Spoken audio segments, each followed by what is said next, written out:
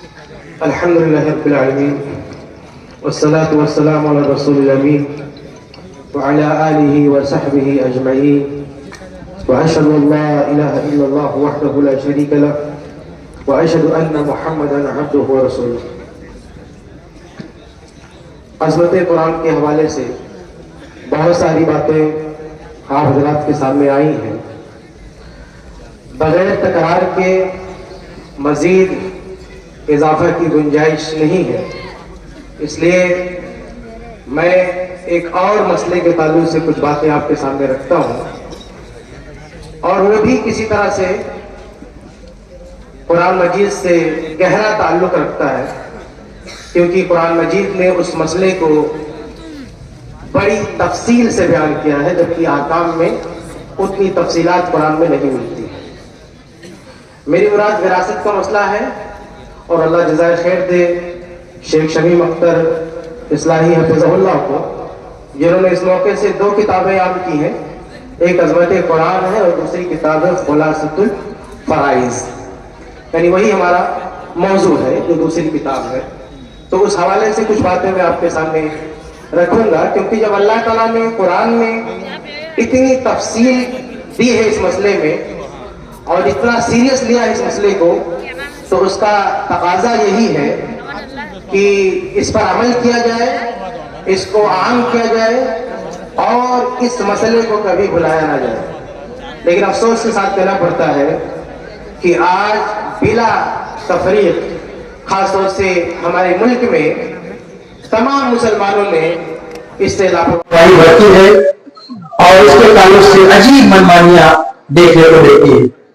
وراثت کے مسئلے میں قرآن کے واضح احکامات ہونے کے باوجود بھی لوگ اپنی منمانی کرتے ہیں. خاص طور سے خواتین کا حصہ مان لیا جاتا ہے، ان کا حصہ انہیں نہیں دیا جاتا ہے، جبکہ اللہ رب العالمین نے ان کے حقوق کے تعلق سے خصوصی تاکید کی. احادیث میں خصوصی تاکید نہیں کی، بلکہ قرآن مجید کی جو وراثت کی آیات ہیں ان کا شان موضوع ہی ایک خاتون صحابی کا مطالبہ ہے حق کے وراثت میں. چنانچہ سورہ ترمذی میں روایت ہے کہ ایک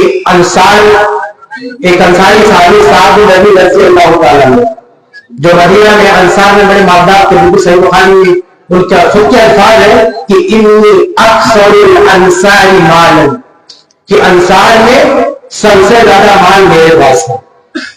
یہ جنگ احد میں شہید ہوئے تو اس وقت تک اللہ تعالیٰ نے وراثت کی آیتیں نازل نہیں کی تھی. پرانا دستور یہ چلا آ رہا تھا کہ مرد لوگ جائیداد لیتے تھے، خواتین کو نہیں دیتا. لیکن ساتھ میں نبی رضی اللہ تعالیٰ میدان جنگ کے گئے اور شہید ہو گئے، اللہ کی راہ میں جان ہوئی، لیکن نتیجے میں ان کا پورا پریوار، ان کی بیوی، ان کا بیٹا نہیں تھا، ان کی بیوی، ان کی بیٹی، یتیم بیٹیوں کو یہ بیوہ لے کر اللہ کے رسول کے پاس آتی ہے اور کہتی یا رسول اللہ ہاتانی ابنتا سعد، یہ سعد کی دونوں بیٹیاں ہیں، وقد قتل ابوہما معک شہیدا یوم احد، اور ان بچیوں کا باپ جنگ احد میں آپ کے ساتھ لڑتے ہوئے شہید ہو گیا ہے. وَإِنَّ أَمَّهُمَا أَخَذَ مَالَهُمَا، اور شہادت کے بعد ان کے چچا نے یعنی میرے شوہر کے بھائی نے سارا مال لے لیا، ہمارے لیے کچھ نہیں چھوڑا، اب ہمارا کیا ہوگا؟ اللہ کے رسول صلی اللہ علیہ وسلم فرماتے ہیں یقضی اللہ فی ذلک، اس بارے میں اللہ ہی کوئی فیصلہ کرے گا، کیونکہ ابھی تک کوئی ہدایت آسمان سے نہیں آئی تھی. لیکن روایت کے الفاظ ہے فَنَزَلَتْ آیَةُ الْمَوَارِيث، اللہ رب العالمین نے اسی وقت جبرائیل اسلام کو بھیجا، کیونکہ مسئلہ ایک شہید کی بیوہ کا تھا. جس صحابی نے اللہ کی راہ میں اپنی جان دی، اس کے بدلے میں پریوار پریشان ہو جائے، ساری دولت چھن جائے، ایک شہید کی تکریم کے لیے اللہ رب العالمین نے شہید کے پریوار کی حفاظت کے اللہ تعالیٰ نے عرب کا وہ دستور بدل دیا، وہ قانون بدل دیا. وراثت کی آیتیں نازل ہوئی، اللہ کے نبی صلی اللہ علیہ وسلم کو حکم ہوا کہ پھر سے بانٹو. چنانچہ روایت کے الفاظ ہے کہ فَبَعَثَ إِلَىٰ أَمِّهِمَا، اللہ کے نبی صلی اللہ علیہ وسلم نے بچوں کے چچا کو بلوایا، اور یہ پہلا واقعہ تھا عرب کی سرزمین پر، اسلامی تاریخ کا یہ پہلا وراثت کا کیس کہ قرآن کے مطابق وراثت بٹنے جا رہی ہے. آپ ذرا سوچیں کہ اللہ کے نبی کے منہ سے پہلا جملہ کیا نکلا. اسلامی تاریخ کا پہلا واقعہ جس میں اللہ کے رسول کے سامنے اللہ کے رسول کی زبان سے اللہ کے رسول کے ہاتھ سے وراثت تقسیم ہو رہی ہے، اللہ کے نبی صلی اللہ علیہ وسلم کے منہ سے پہلا جملہ کیا نکلا کہ آتی ابنتی سعد الثلثین، کہ سعد کی دونوں بیٹیوں کو 2/3 دے دو۔ سب سے پہلے اسلامی تاریخ میں وراثت تقسیم ہوئی تو سب سے پہلے جن کا نام آیا وہ بیٹیوں کا نام آیا، ان سے شروعات ہوئی وراثت کی تقسیم پر۔ لیکن آج سب سے پہلے دور کی بات ہے، آخر میں بھی ان کا نام نہیں آتا ہے۔ اللہ کے نبی صلی اللہ علیہ وسلم نے سب سے پہلے ان کا نام لیا اور اس کے بعد کہا وَآتِ أُمَّهُمَا الثُّلُثَ، ان کی ماں کو یعنی سعد کی بیوی کو 1/8 دے دو۔ اور جو بھائی سب کچھ لے لیا تھا، 100% لے چکا تھا، آخر میں ان کو دلوایا، کہا وَمَا بَقِيَ فَهُوَ لَكُمْ، جو بچا ہے وہ تم رکھ لو۔ اور وہ بھی اس لیے کیونکہ بیٹا نہیں تھا، بیٹا ہوتا تو کچھ بھی نہیں ملتا ان کو، جو قانون اللہ تعالیٰ نے اتارا تھا۔ تو میرے بھائی یہ حدیث کیا کہتی ہے، ان آیات کا شان نزول کیا کہتا ہے کہ خواتین کے کو حقوق دلانے ہی کے لیے یہ وراثت کی آیتیں نازل ہوئی ہے، اور اللہ تعالیٰ نے ان آیات کو قرآن میں رکھا۔ اور ایک دوسری بات غور کریں کہ اللہ نے انتظام یہ کیا کہ ان آیات کو سورہ نساء میں جگہ ملی ہے۔ نساء مانے خواتین ہیں۔ عورتوں کا اتنی آسانی ہے کہ کہیں اگر مقدمہ کرنا ہو، کلیم کرنا اپنے حصے کا، بولے دلیل کیا ہے تو کہتے ہیں ہمارے نام کی جو قرآن میں سورت ہے اسی میں دلیل ہے۔ بڑا آسان ہے دلیل دینا خواتین کے لیے، کتنی آسانی پیدا کی اللہ تعالیٰ نے کہ ان کو دلیل دینے کے لیے کوئی جو ہے مگرماری کرنے کی ضرورت نہیں ہے، بڑی آسانی سے کہتے ہیں ہمارے نام کی قرآن میں ایک سورت ہے سورہ نساء، اس میں دلیل ہے، جا کے دیکھ لو، بہت ہی واضح طور پر۔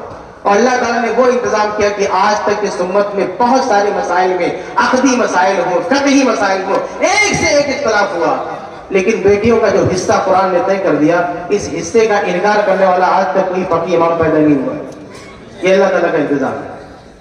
اور آگے اللہ تعالیٰ نے سورہ نساء میں یہ آیات رکھی اور وراثت کے احکام بتانے سے پہلے اللہ تعالیٰ نے ذہن سازی کی، کیا کیا؟ اللہ تعالیٰ فرماتا ہے کہ وَلِلرِّجَالِ نَصِيبٌ مِّمَّا تَرَكَ الْوَالِدَانِ وَالْأَقْرَبُونَ وَلِلنِّسَاءِ نَصِيبٌ مِّمَّا تَرَكَ الْوَالِدَانِ وَالْأَقْرَبُونَ۔ اللہ کہتا ہے کہ جیسے مردوں کا حصہ ہے، ان کے ماں باپ مرے، قریبی مرے، تو جیسے مردوں کا حصہ ہے بالکل اسی طرح وَلِلنِّسَاءِ مِّمَّا تَرَكَ الْوَالِدَانِ وَالْأَقْرَبُونَ، ٹھیک اسی طرح سے عورتوں کا بھی حصہ ہے اگر ان کے والدین مرے یا قریبی مرے۔ والدان کا لفظ مما وَلِلنِّسَاءِ مِمَّا تَرَكَ الْوَالِدَانِ وَالْأَقْرَبُونَ۔ بعض لوگ عجیب و غریب سوال کر دیتے ہیں، کہتے ہیں کہ باپ مرے گا تو بیٹے کو حصہ ملے گا، بیٹی کو، لیکن کیا ماں مرے گی تو بھی بیٹی کو حصہ ملے گا؟ بہت ہی صراحت کے ساتھ اللہ نے ابوان کا لفظ استعمال کیا، والدان کا لفظ استعمال کیا کہ والدین میں سے کوئی بھی مرے گا تو بچوں کو ملے گا، اور اقربون کہہ کے سب کو کور کر لیا ہے کہ جتنے بھی قریبی مریں گے تو اس میں عورتوں کا بھی ہے، مردوں کا حصہ ہے۔ تو میرے بھائیوں، قرآن میں اللہ تعالیٰ نے مرد اور خواتین دونوں کا حصہ بتایا ہے۔ آج بہت سارے لوگ کہتے ہیں کہ اللہ تعالیٰ نے مرد کا حصہ عورت سے ڈبل رکھا ہے، جبکہ ایسا قرآن میں نہیں ہے، نہ ایسا کسی حدیث میں ہے۔ قرآن میں حصے کم زیادہ بتائے گئے ہیں، لیکن اس کی بنیاد جنس نہیں ہے، وارث کا مرد یا عورت ہونا نہیں ہے، بلکہ وارث کے ساتھ دیگر خصوصیات ہیں، جیسے اس کا قریب ہونا میت سے، اس کا رشتہ مضبوط ہونا، اس کے نفقے کی ذمہ داری ہونا، اس بنیاد پر حصے کم زیادہ ہوتے ہیں، اور مردوں کے بھی حصے کبھی کم ہوتے ہیں، کبھی عورتوں کے بھی کم ہوتے ہیں۔ لیکن ایسا کوئی رول نہیں ہے، ایسا کوئی قانون نہیں کہ عورت ہے تو لازمی طور پر حصہ کم ہی ہوگا، بلکہ بہت ساری مثالوں میں مرد عورت کا حصہ برابر ہوتا ہے۔ جیسے ایک آدمی فوت ہو گیا یا عورت فوت ہو گئی، اب اس کے ماں باپ زندہ ہے، ایک بیٹا ہے، 2 بیٹی ہے، اور 6 لاکھ چھوڑ کے جاتا ہے، تو اس مسئلے میں ماں باپ کو 1 لاکھ ملے گا۔ ایک ماں ہے، ایک باپ ہے، ایک مذکر ایک مؤنث ہے، لیکن دونوں کو 1 لاکھ۔ کہاں پر کیا اللہ تعالیٰ نے دونوں کو ایک ساتھ دیا، لیکن آپ نیچے اتریں گے تو بیٹی کو 2 لاکھ اور بیٹی کو 1 لاکھ ملے گا، کیونکہ یہ نچلی نسل ہے۔ اس میں فرق جو کیا گیا ہے وہ اس وجہ سے نہیں کہ مرد عورت ہے، ورنہ اوپر بھی فرق ہوتا، والدین میں فرق ہوتا، لیکن والدین میں فرق نہیں کیا کیونکہ والدین عام طور سے بوڑھے ہو جاتے ہیں، نفقے کی ذمہ داری ختم ہو جاتی ہے، اس لیے دونوں کا برابر رکھا۔ لیکن نیچے اولاد ابھی دنیا میں آ رہی ہے، ان پر ذمہ داریاں ہیں، تو یہاں بیٹے کا بڑھا دیا۔ تو ہمیشہ ون ڈبل کا نہیں چلتا ہے عورت کا، کبھی عورت کو जो है मर्द के बराबर ही मिलता है, जैसे इस मिसाल में, बल्कि कभी कभी डबल मिलता है, दुगना मिलता है। जैसे एक औरत मर गई, उसका शौहर है, उसका भाई है और उसकी एक बेटी है, 4 लाख छोड़ के मरती है तो 2 लाख बेटी को मिलेगा, 1 लाख शौहर को मिलेगा और 1 लाख उसके भाई को मिलेगा। यहाँ 2 मर्द हैं, भाई और शौहर, और एक औरत है बेटी, बेटी को 2 लाख और भाई को और शौहर को 1-1 लाख, यानी जितना 2 मर्दों को मिला उतना अकेली एक औरत को मिला। इसलिए ये कहना ठीक नहीं है कि हमेशा जो है उसका हिस्सा कम हो जाता है, बल्कि कभी कभी 3 गुना ज्यादा हो जाता है एक औरत का हिस्सा, भाई 3 गुना ज्यादा। जैसे एक आदमी मरा या एक औरत मरी, उसकी एक बेटी है, एक पोता है, माँ है, बाप है, 6 लाख छोड़ के भरा, कैसे बटेगा? बाप को एक सदुस यानी 1 लाख, माँ को 1 लाख, पोते को 1 लाख, 3 लाख गया सबको 1-1, बची बेटी को 3 लाख। आप किसी से मसला पूछें, इस मसले में बेटी को 3 लाख मिलेगा, बाकी 3 वारिसीन को 1-1 लाख मिलेगा। तो ऐसा नहीं है कि हर जगह औरत का हिस्सा कम हो गया, कभी मर्द के बराबर, कभी मर्द के डबल, कभी मर्द के 3 गुना, बल्कि कभी कभी तो एक ऐसा मकाम होता है कि औरत है तो हिस्सा मिलेगा, वही मर्द आएगा तो हिस्सा नहीं मिलता, बल्कि कहीं कहीं तो विरासत की लिस्ट से पार कर दिया जाता है। जैसे एक आदमी मर गया, उसकी बेटी है, उसका बेटा है और उसकी नानी है, उसका नाना है, तो इस केस में, और मां नहीं है, तो इस केस में 5 लाख बेटे का, 1 लाख नानी का और नाना का कुछ भी नहीं, वो तो लिस्ट से बाहर है, जबकि एक ही ग्रुप का है नाना नानी, विरासत में इंक्लूड ही नहीं, वारिसी में है ही नहीं, वो बाहर कर दिया उसको। इसलिए यह कहना कि हमेशा जो है औरत का कम कर दिया का गलत है। अल्लाह ताला की सायत पर गौर करें, लिर्रिजालि नसीबुम मिम्मा तरकल वालिदान वलिन्निसाइ नसीबुम मिम्मा तरकल वालिदान, कि मरने वाला मर्द हो या औरत, जैसे मर्दों का हिस्सा है वैसे औरतों का हिस्सा है, मिम्मा कल्ल मिन्हु औ कथुर, छोड़ी हुई जायदाद कम हो या ज्यादा हो। आज कुछ लोग रोना रोते हैं कि एक झोपड़ा बाप छोड़ के गया है, इसमें हम बहनों को दे देंगे, बाप की बेटियों को दे देंगे, तो हम कहाँ रहेंगे? अल्लाह ने कह दिया कुरान में, मिम्मा कल्ल मिन्हु औ कथुर, भाई छोड़ा हुआ कम हो या ज्यादा सबको मिलेगा। और जब बहनों को देना होता है, यानी मय्यत की बेटियों को देना होता है, तो ये बहाना करते हैं कि हम कहाँ रहेंगे।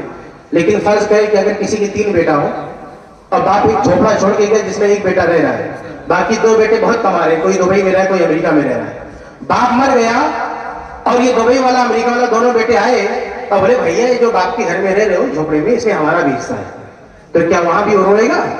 तो कहेगा अरे तुमको नहीं दूंगा तो मैं तो रोड पे डालूंगा? नहीं, वो झोपड़ा बिक जाएगा, वो बढ़ जाएगा, वहां वो रोएगा नहीं। लेकिन बहन आके खड़ी रहती है, हमको दे दो, तो रोना शुरू कर देता है। ये दोहरा मेयार क्यों? भाई खड़ा हो तो बिक जाए झोपड़ा, वहां रोड पे नहीं आता, वहां आंसू नहीं आता, और बहन मांगे तो आंसू आता है, ड्रामे करता है। अल्लाह ने कहा मिम्मा कल्ल मिन्हु औ कसूर, छोड़ी हुई जायदाद कम हो या ज्यादा कैसी भी हो। बाल लोगों में देखने में आता है कि वो कहते हैं घर नहीं बटेगा, ये फला प्रॉपर्टी नहीं बटेगी, वो खेत होते हैं दूर की कोई प्रॉपर्टी बांटते भी तो नहीं, ऐसा नहीं है। हर प्रॉपर्टी में सारे वारिसिन का हक है, आप अलग अलग छाट नहीं सकते। नसीब मफरूजा, अल्लाह ने जितना फर्ज किया है वो देना है। इस तरह अल्लाह ताला ने एक मास्टर लाइन दे दिया कि दोनों का हक है, आप किसी को इग्नोर नहीं कर सकते। उसके बाद मेरे भाइयों, अल्लाह ताला ने वारिसीन की जो लिस्ट की है, कैलकुलेशन को जिस तरह से डिजाइन किया है, उसमें 2 ग्रुप रखा है। एक अस्हाबुल फुरूज जिसको हम लोग कहते हैं फराइज के इस्लाम में, मतलब कुछ लोग ऐसे जिनका हिस्सा रिजर्व कर दिया, इनको मिलना ही मिलना, और दूसरा ग्रुप जिसको वेटिंग पे डाल दिया है कि उनको रिमेनिंग मिलेगा। ये 2 हिस्से इसलिए किया क्योंकि ये जो अस्हाबुल फुरूज है, जो फिक्स शेयर वाले हैं, जिनका हिस्सा रिजर्व है, उसमें आमतौर से आपको कमजोर लोग दिखेंगे, कमजोर लोग लड़ झगड़ के अपना हिस्सा नहीं ले सकते। इसमें अक्सर खवातीन है, या बाप इसमें आता है जो बूढ़ा हो चुका होता है, या शौहर आता है जो कमजोर हो चुका होता है इसमें। और ये दूसरा ग्रुप है जो पावरफुल है, जिसको वेटिंग पे डाला है, और वो भी जो है रिमेनिंग मिलेगा। इसमें सबसे मजबूत लोग होंगे। आपको हैरत होगी कि बेटा इधर ही है, ये पहले ग्रुप में नहीं है। बेटे का कोई हिस्सा तय नहीं है, बेटे को इंतजार करना पड़ेगा कि आप लोग ले लो, जो बचेगा वो हमको मिलेगा। तो जो पहला वाकया अभी मैंने आपको सुनाया, अल्लाह के रसूल ने विरासत तकसीम की, तो सबसे पहले किसको दिया? बेटियों को, उसके बाद मरने वाले की बीवी को, उसके बाद लास्ट में कहा अब जो बचा है यह तुम्हारा, अब जो बचा सबसे लास्ट में उसको दिया कि उसको वेटिंग पे रखा, क्योंकि वो सबसे मजबूत था, सब लेके बैठा हुआ था। जो बंदा सब लेके बैठा हुआ था, जब नबी ने बांटा तो सबसे लास्ट में उसका नंबर आया, और सबसे पहले औरतों का नंबर आया। ये सारी औरतें अस्हाबुल फुरूज में से और असमा में से था। ये रिजर्व इनका शेयर था, और उनका शेयर क्या था? उसका वेटिंग पे था। اللہ نے یہ بندوبست اس لیے کیا, کیلکولیشن کو اس طرح سے ڈیزائن کیا ہے کہ کسی کے ساتھ ظلم نہ ہونے پائے, کمزوروں کو ان کا حق ملے. اس کے علاوہ دیکھیے میرے بھائیوں, عدالت تک ان کو ایکسس دیا ہے کہ اگر ان کو حصہ نہیں ملا تو عدالت میں آ کے اپنا حصہ مانگ سکتی. آپ سوچیں کہ سعد بن ربیع رضی اللہ عنہ کے واقعے میں پہلے جو جائیداد بٹی تھی پرانے دستور کے مطابق ہی بٹی تھی, لیکن جب نیا حکم آیا تو دوبارہ بنوایا. اس کا مطلب کیا, آج تو قرآن کی آیت آ چکی ہے اور آج کسی نے تقسیم کیا تو ایک عورت جا کے دوبارہ بانٹنے کا مطالبہ کر سکتی ہے کہ پھر سے بانٹو, بانٹنا پڑے گا, پھر سے بانٹو, بانٹنا پڑے گا. اس لیے بہت سارے لوگ کہتے ہیں ارے بھائی جو ہو گیا جانے دو, اب آئندہ قرآن کے مطابق تقسیم کریں گے. نہیں, پھر سے بانٹنا پڑے گا. اور عہد صحابہ میں آپ دیکھیں گے تو ایک نہیں کئی واقعات ایسے ہیں کہ خواتین نے دوبارہ بٹوایا, عدالتوں تک کئی وراثت کا مسئلہ لے کر. آج ہم کہتے ہیں کہ ہماری بہنیں بہت نیک, انہوں نے چھوڑ دیا. ہماری بہنیں کیا صحابیات سے زیادہ نیک ہیں؟ اللہ کے رسول کی بیٹی فاطمہ بنت محمد صلی اللہ علیہ وسلم, نبی صلی اللہ علیہ وسلم کی وفات کے بعد صحیح بخاری کی روایت ہے, اما عائشہ بیان فرماتی ہے کہ جاءت ابی بکر صدیق تسأل میراثها مما ترک رسول اللہ صلی اللہ علیہ وسلم. فاطمہ بنت محمد آتی ہے خلیفہ اول کے دربار میں, کہتی ہے ہمارے والد صاحب نے جو چھوڑا ہمیں حصہ دو. ابو بکر صدیق رضی اللہ عنہ کہتے ہیں کہ یقیناً وراثت کا قانون تو ہے لیکن نبی پہ نہیں چلے گا, کیونکہ اللہ کے نبی نے ہم کو بتایا ہے کہ ما ترک لا نورث ما ترکنا صدقہ, ہم جو چھوڑ کے جاتے ہیں وہ ہمارے پریوار میں نہیں بٹے گا. لیکن فاطمہ بنت محمد بھی گئی اپنا حصہ مانگنے کے لیے, اور ہماری بہنیں ان سے زیادہ نہیں کہ ہم کو نہیں چاہیے. بلکہ خلیفہ اول کے دور میں ایک اور روایت ہے سنن ابی داؤد کی, بہت سارے اہل علم نے اس کو صحیح قرار دیا ہے تعدد طرق سے, کہ جاءت الجدۃ الی ابی بکر صدیق, ایک نانی آتی ہے ابو بکر صدیق رضی اللہ کے پاس. نانی, آج لوگ کہتے ہیں کہ چلو بہن بوڑھی ہوگی, اب بڑی ہوگی, جائیداد نہیں, اس کی کیا ضرورت ہے. نانی آتی ہے اور نانی کو پتا بھی نہیں کہ ہمارے مسئلے کی کوئی دلیل ہے. ابو بکر صدیق رضی سے کہتی ہے وراثت بڑھ چکی ہے, اور کہتی ہے کہ پھر سے بانٹو, ہمارا حصہ ہم کو نہیں ملا. ابو بکر صدیق کہتے ہیں کہ ماں لکی فی کتاب اللہ شیء وما علمت من سنت نبی اللہ شیء فرجعی حتی اسأل الناس. کہا کہ نانی اماں تمہارا حصہ قرآن میں نہیں ہے اور میں تمہارے حصے کے بارے میں کوئی حدیث میں بھی نہیں جانتا, لیکن اچھا ہے تم گھر جاؤ اور میں لوگوں سے بات چیت کرتا ہوں, کوئی دلیل نہیں تو تمہیں دلوا دوں گا. دلیل نہیں, پھر بھی جا کے بولے ہمیں حصہ دو. اور آج ہماری دلیل موجود ہے, وہ بھی سورہ نساء میں ریفرنس بھی اتنا آسان ہے, پھر بھی کہتے ہیں ہم کو نہیں چاہیے. نہیں چاہیے ان کو, لیکن ہم نے ان کو دبا کر کیا. اس کے بعد ابو بکر صدیق رضی اللہ عنہ نے صحابہ سے بات کی, پتہ چلا اللہ کے نبی صلی اللہ علیہ وسلم نے 1/6 دلوایا تھا, دوبارہ بانٹا, نانی 1/6 لے کے دی. آپ خلیفہ دوم کی بات کریں, عمر فاروق رضی اللہ عنہ, یہی روایت آگے کنٹینیو ہے سنن ابی داؤد میں کہ جاءت الجدۃ الاخرى, ایک دوسری یعنی دادی عہد فاروقی میں آئی ہے اور پوتا مارا تھا, کہا سب نے حصہ لے لیا, ہمارا حصہ کہاں گیا. عمر فاروق رضی اللہ عنہ نے کہا کہ تمہارا حصہ بھی قرآن میں نہیں ہے, ہم سے پہلے جو کیس آیا تو نانی کا, تو تم تو دادی ہو, تم کو کہاں سے دے. لیکن اجتہاد کیا اور پتہ چلے کہ ان کو بھی 1/6 دیا جائے, وہ بھی 1/6 لے کر آئے. عثمان رضی اللہ کا دور دیکھیں, طبقات ابن سعد کی صحیح روایت ہے, عبد الرحمن بن عوف جو صحابہ کے سب سے مالدار صحابی تھے, انہوں نے اپنی بیوی توماس رضی اللہ کو طلاق دے دی, اور بعض روایت میں آتا ہے وہ تیسری طلاق فائنل طلاق تھی, بیماری کی حالت میں طلاق دی تھی. بیوی نے کلیم کیا کہ وراثت میں مجھے حصہ ملنا چاہیے. وہ کیس گیا عثمان بن عفان رضی اللہ تعالیٰ عنہ کے پاس. بعض لوگوں نے اختلاف کیا کہ تیسری طلاق ہوگی, قصہ ختم, لیکن عثمان بن عفان نے کہا کہ نہیں, یہ بیماری کی حالت میں طلاق ہوئی ہے, طلاق تو ہو گئی لیکن وراثت کا حصہ دیا جائے گا. وہ اپنا حصہ لے کر آتی ہے. تو ابن تیمیہ رضی اللہ عنہ سے وہ بحث کیے اور کہا راجے یہی ہے کہ اگر بیماری میں طلاق دیا, اگر تیسری طلاق دیا تو وراثت کا طلاق تو ہو جائے گی لیکن وراثت کا حصہ آپ نہیں روک سکتے. بلکہ عثمان بن عفان کے دور میں ایک دلچسپ واقعہ سامنے آیا. المعجم الکبیر طبرانی کی روایت امام حیثمی نے بھی نقل کیا مجموع زوائد میں, بعض علماء نے جہید قرار دیا سند کو کہ یزید بن قتادہ تابعی ہے, بعد صحابی کا, صحیح بات کی تابعی ہے. وہ کہتے ہیں کہ میرے پریوار میں ایک آدمی کا انتقال ہوا, وہ نان مسلم گھرانہ تھا, یہی مسلمان ہوئے تھے, باقی سب غیر مسلم تھے. تو کہا کہ انتقال ہوا, فورثته اختی, میری بہن ساری وراثت لے لے گی. کیوں؟ کانت علی دین ہی, کیونکہ یہ میری بہن اس دھرم پر تھی. میں تو مسلمان ہو گیا تو اسلام کا قانون, مسلمان ہو تو وراثت کا دو. تو بیچارہ بڑے درد سے بتا رہا کہ مجھے کچھ نہیں ملا, میری بہن نے سب کچھ لے لیا. پھر آگے روایت میں ہے کہ ثم ان ابی اسلم, کچھ دیر کے بعد میرے ابا مسلمان ہو گئے, یعنی وہ شاید بھائی مرا تھا. ابا مسلمان ہو گئے، ثم مات، اس کے بعد جب ابا کا انتقال ہوا تو سب کے سمیٹ لیا، اپنی بہن سے کہا نکل تجھے نہیں ملنے والا، کیونکہ تو نان مسلم ہے، میں مسلمان ہوں۔ بہن نے کیا کہا؟ اس میں کون سی بڑی بات ہے، کلمہ پڑھ دیا لا الہ الا اللہ محمد رسول اللہ، میں بھی مسلمان ہوں، تجھے دے اس ٹائم۔ وہ کہتا وہ سب نہیں چلے گا، ابھی تم مسلمان ہو رہی۔ وہ خود کہتے ہیں یزید بن قتادہ فخاصمتنی فی المیراث الی عثمان بن عفان، وہ بھی ایک کیس عثمان بن عفان کے پاس لے کے گئی، بھائی مسئلہ حل کرو، میں مسلمان ہو رہی، میرا حصہ نہیں دے رہا۔ تو عثمان بن عفان رضی اللہ تعالیٰ نے اپنے سے پہلے خلفاء کے اقوال جمع کیے اور کہا، یہ اجتہاد کیا مسئلہ بتایا کہ اگر ایک آدمی مر گیا، اس کے وارثین میں کوئی نان مسلم ہے، اگر تقسیم وراثت سے پہلے مسلمان ہو جاتا ہے تو اس کا حصہ ملے گا، اور وراثت تقسیم ہو گئی پھر اسلام میں آتا تو حصہ نہیں ملے گا، اور تمہاری بہن چونکہ تقسیم وراثت سے پہلے اسلام لائی ہے اس لیے حصہ دیا جائے گا۔ یزید بن قتادہ کہتے ہیں کہ ذهبت بذلك الاول وشاركتني في هذا، پہلا پورا لے کے چلی گئی، اس میں بھی حصہ دار بنا گئی۔ آپ سوچیں کہ تیسرے خلیفہ کے دور میں کوئی عورت اپنا حصہ چھوڑنے کے لیے تیار نہیں۔ چوتھے خلیفہ کی بات کریں علی رضی اللہ تعالیٰ عنہ کی، تو وراثت کی کتابوں میں ایک مسئلہ ملتا ہے المسئلہ الدیناریہ الصغریٰ، یہ اس مسئلے کا نام امتحان میں سوال بھی آتا ہے کہ مسئلہ دیناریہ صغریٰ بتائیں کیا ہے۔ جانتے ہو کیا؟ ایک عورت، ایک گھرانے میں ایک شخص کا انتقال ہوا تو اس نے وراثت چھوڑی تھی 600 دینار۔ کتنا؟ 600 دینار بہت بڑی جائیداد ہوتی ہے۔ 600 دینار چھوڑا، سارے وارثین کو حصہ ملا، اس میں ایک بہن وارث ہوتی تھی، اس کو حصہ ملا صرف 1 دینار، اس کو ہضم نہیں ہوا۔ 600 دینار، کوئی 200، کوئی 400 لے جا رہا، کوئی 100 لے جا رہا، کوئی 75 لے جا رہا، اور مجھے صرف 1 ملا۔ اس نے اس فیصلے کو چیلنج کر دیا۔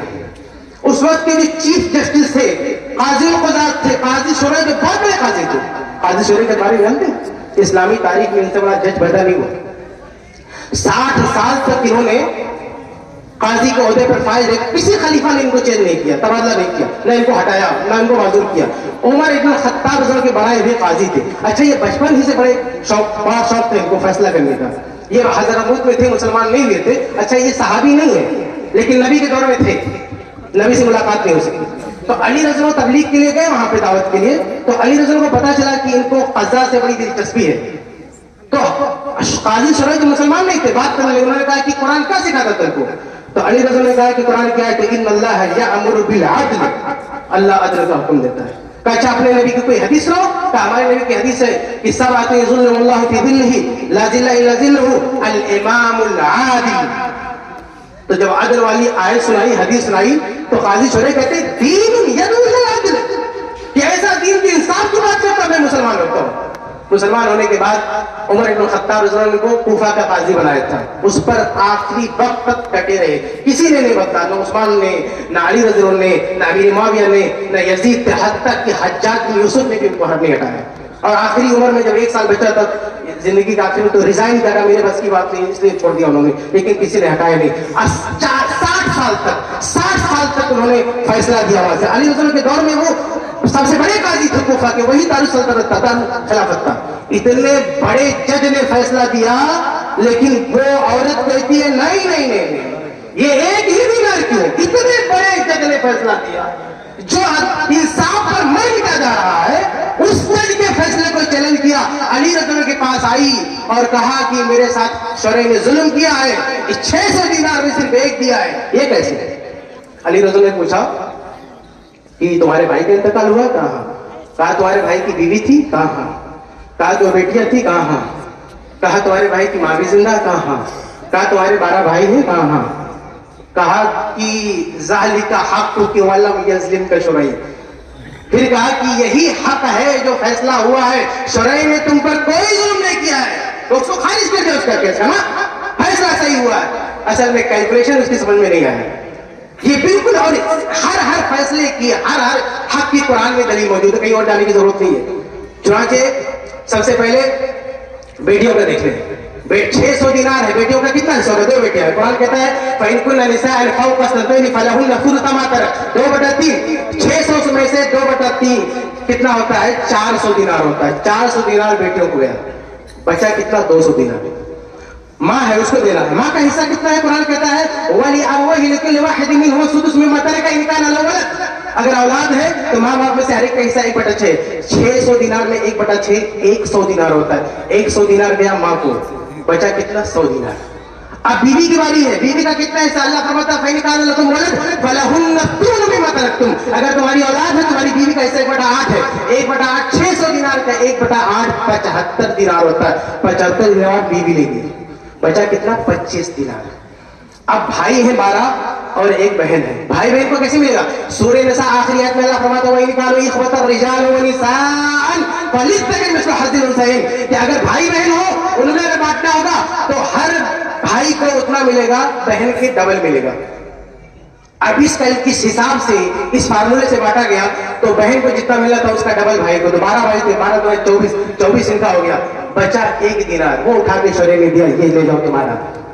पूरा कुरान के मुताबिक तकसीम हुआ, लेकिन उसको हजम नहीं हो रहा था। ये उस दौर की खवातीन है, सही तकसीम हो रही है, फिर भी इत्मीनान नहीं है। सबसे बड़ी अदालत में जाके केस करी, हमें हिस्सा चाहिए। और हमारी माई बहन, दलील मौजूद है कुरान में, दलील मौजूद है हदीस में, और तुम्हारा हिस्सा हड़पा जा रहा है, फिर भी कोई केस नहीं, फिर भी कोई मुतालबा नहीं। ये असल में इनको डरा के रखा गया है। मेरे भाइयों, मैं कहना चाहता हूं कि हमें खवातीन को इस खौफ से निकालना चाहिए। उनका जो हक है उनको देना चाहिए। अल्लाह के नबी सल्लल्लाहु अलैहि वसल्लम के सामने जब इस तरह के मसले आते थे ना, तो अल्लाह के रसूल डराते थे। सही बुखारी की बड़ी मशहूर हदीस है ना कि इन्नकुम तख्तसिमून इलैया, तुम लोग अपने झगड़े मेरे पास लाते हो। तो अल्लाह के रसूल उनको डराया, कहा कि डर जाओ, अगर मैं तुम्हारी किसी की चर्ब ज़बानी में आके फैसला भी कर दिया तो उसका नहीं होगा। ये मसला मीरास का, बुखारी में वजाहत में, लेकिन मुस्लिम अव्वल में क्या है? फी मवारिस बैनहुमा, ये विरासत का मसला लेकर अल्लाह के नबी के पास आए थे। अल्लाह के रसूल ने उनको डराया, इतना डराया कि बाद में आप देखिए मुस्लिम अहमद की रिवायत है, अबू दाऊद में भी है, वो लोग क्या कहने लगे? कहने लगे अल्लाह के रसूल सब उठा के मेरे भाई को दे दो, मुझे नहीं चाहिए। दूसरा कहने लगे इसको दे दो, मुझे नहीं चाहिए। वो दोनों कुछ देर पहले कह रहे थे हमारा हमारा, जब नबी ने डराया तो कहने लगे नहीं हमारा नहीं, इसको दो। वो कह रहा नहीं इसको दो। तो अल्लाह ने कहा कि इज़हबा फ़क़तसिमा तुम मस्तहिमा, ऐसा करो जाओ तुम दोनों आधा आधा ले लो, फिर आधा आधा करने के बाद एक गोटी डाल लो और अपना एक एक ले लो। तो मेरे भाइयों, अल्लाह के नबी सल्लल्लाहु अलैहि वसल्लम के पास से मसले आते थे तो आप इंसाफ करते थे, डराते थे। इसलिए हमारे पास भी विरासत के मसाइल आते हैं तो हमारी जिम्मेदारी है, उलमा की जिम्मेदारी है। और आखिरी बात कहूंगा, खास तौर से उलमाए अहले हदीस की जिम्मेदारी है। इस हिंदुस्तान की सरजमीन पर अहले हदीस के अलावा कोई नहीं है जो इस बुराई को खत्म कर सके। सब सोए हुए हैं जो तकवा और तबलीग की बड़ी बड़ी दावत करते हैं और बड़े बड़े दावा करते हैं कि हम पूरी उम्मत की इस्लाह कर रहे हैं, वो भी करप्ट है, इस मामले में खाए गए। लेकिन अहले हदीस का दिल बहुत बड़ा है। मैंने जहां जहां बात किया, जिन लोगों से बात किया, अल्लाह की कसम अहले हदीस फौरन छुप गया। और बड़े बड़े लोगों ने करोड़ों दिया अपनी बहनों को जब उनके सामने दलील आई। ये तरबियत है अहले हदीस की। वो ऐसा नहीं है कि वो जानबूझ के ऐसा नहीं कर रहा है। एक बार काउंसलिंग की जाए, बात की जाए, समझाया जाए तो कबूल हक का मादा दूसरी जमात की बनिस्बत हमारी जमात में सबसे ज्यादा है। इसलिए हमारी जिम्मेदारी है, उलमा की जिम्मेदारी है, जिम्मेदारान की जिम्मेदारी है कि इस बुराई का खात्मा करें और सबको कुरान के, सबके सामने कुरान के पैगाम आम करें। हम हज़रत कुरान की बात करते हैं तो कुरान ने जिस मसले को बहुत ज्यादा सीरियस लिया, बहुत ज्यादा डिटेल में बात किया ताकि इसमें कोई मनमानी ना पाए, तो हज़रत कुरान की बात हम करते हैं तो उसके हक का तकाजा है कि हम इस मसले को भी वाज़ेह करें और जो जुल्म हो रहा है ख़वातीन को उसको दूर करें। अल्लाह ताला हम सबको इसको तौफीक दे। आमीन।